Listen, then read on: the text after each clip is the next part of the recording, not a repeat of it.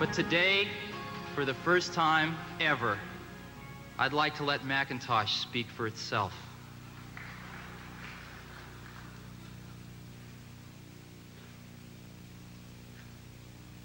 Hello, I am Macintosh. It sure is great to get out of that bag.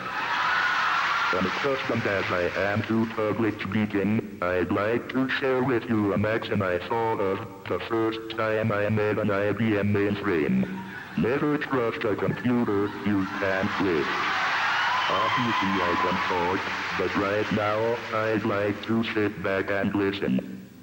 So it is with considerable pride that I introduce a man who's been like a father to me, Steve Jobs.